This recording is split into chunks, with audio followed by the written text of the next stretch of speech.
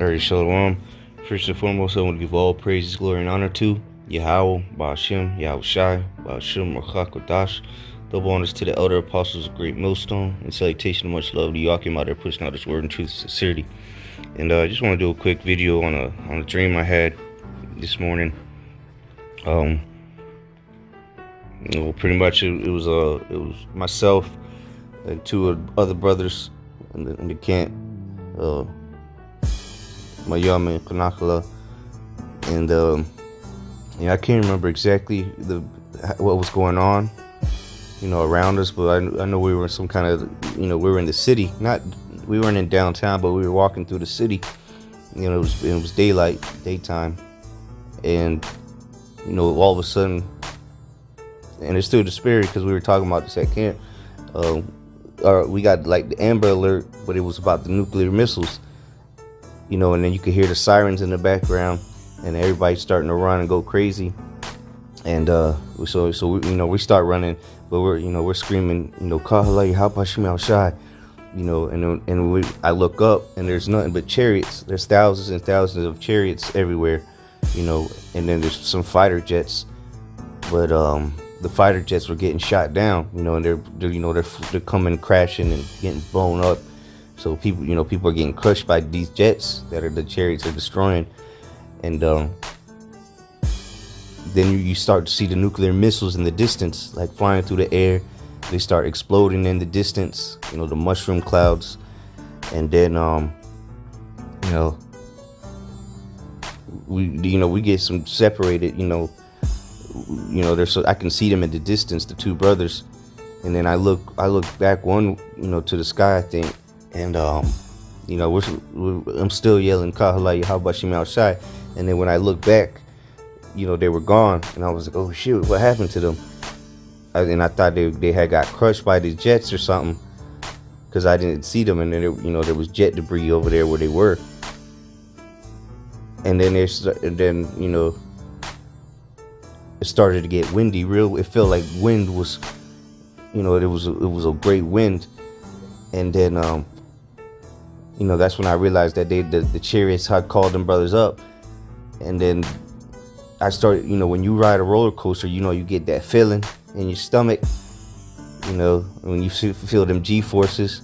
Well, that's what I started feeling. And then as I look up, I'm literally getting carried, I'm getting pulled into a literal cloud. That's what it looked like, And as I'm going up, I'm just yelling Brock the Shai. And then I literally woke up screaming that, I was in the middle of saying Barak, Barakatah, and that's when I woke up. I was screaming that. But it was an intense feeling. It was like, I could actually feel it, being pulled up into the cloud. But yeah, it was a crazy spiritual dream. And the Lord's will, that's a vision of how we're going to be delivered, a taste of it. But yeah, I'm going to go ahead and bring out some scriptures. Alright, so, continuing on. This is, I'm going to go into the scriptures now. Just bring out some precepts that came to mind, as I was meditating on the dream after I woke up. And just Lord's will, just edifying. But let's see where I can start. Well, yeah, we could start in Revelation.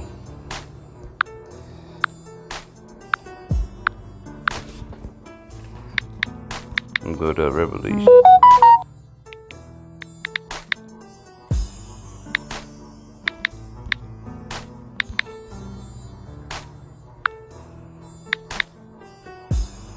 Revelation 12:7. It says, and there was war in heaven. Michael and his angels fought against the dragon, which the dragon symbolic for Esau. It says, and the dragon fought and his angels. So that was the, them chariots that was fucking Esau's military up, and it's gonna be a landslide victory, because that's how the Lord's gonna return. He's coming with his host, man.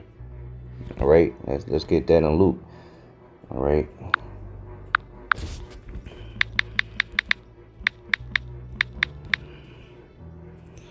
This is Luke 21 and verse 20. I'll just get to the point. It says, "And then shall they see the Son of Man coming in a cloud with power and great glory." All right, there you go. That power and great glory is going to be his host, man, and him being in that angelic body. You know, like he said, he's not coming to meet them as a man. So when the Lord returns, he's going to be, you know, it's going to be Michael and his angels. You know, he's going to be fighting against Esau, the dragon, and his angels, man. His little spaceship, or, you know, chariots. All right, their little fighter jets. All right, that's why they got you know, they're building up the Space Force, because they're preparing to fight against the Lord. You know, and not one chariot fell from the sky in the dream. It was all Esau's, you know, garbage falling from the sky, you know, crushing people. You know, and in the dream, you know, when I thought the brothers had been crushed, it was really that, you know, they had been delivered, and that's biblical. All right, this is 1 Thessalonians 4 and 16. It says, "For the Lord himself shall descend from heaven with a shout, with the voice of the archangel, and with the trump of the Most High, and the dead in Hamashiach shall rise first," meaning that the ones that have died prior to the missiles coming, all right, is going to receive, they're going to be the first fruit, so to say. They're going to be risen with him, with Yahushua. They're coming back with him in those chariots. Lamach.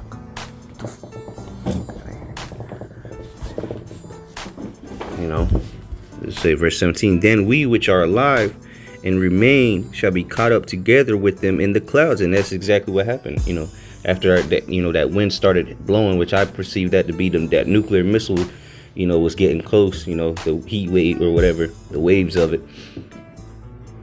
But you know, and then that's when the brothers, you know, had disappeared, so to say. I didn't see them get beamed up, but you know, that's what I realized that in the dream. And then that's when I start getting that feeling, that rush, that G feeling, that G force, and then start floating up into the literally a cloud. In the dream, it was a cloud, you know. And this is the scripture right here, man. It says, "Then we which are alive and remain shall be caught up together." And it's gonna be simultaneously with those missiles, man, because that's what it was. The missiles were blown up in the distance, and you know, they were far off, but we see them start blowing up, man, and people freaking out while we're over there praising the Lord. It says, "Shall be caught up together with them in the clouds to meet the Lord in the air, and so shall we ever be with the Lord. Wherefore comfort one another with these words." All right, and that's what took place, man. And as soon as I touched the cloud, that's when I woke up, you know, and I was still screaming, you know, saying Brakatah, you know, because on the way up I was screaming Brakatah Shai, and then when I woke up, you know, it was still screaming that, man. It was a beautiful dream. But what, you know, that showed me that, hey, you literally have to endure, like the scriptures say, Mark 13:13, "And ye shall be hated of all men for my name's sake, but he that shall endure unto the end, the same shall be saved." And it literally was the end, man. The nuclear missile was on the way. You know, that wind started blowing. All right. But what I would till I started floating up, and even then I was still praising the Lord. All right, you know, and Lord, the Spirit, the Lord, keep on me in these last days. All right, so that I may praise His holy and powerful name, man, glorify Him. You know, through the faith that we show, that we truly believe that He will deliver us in these last days.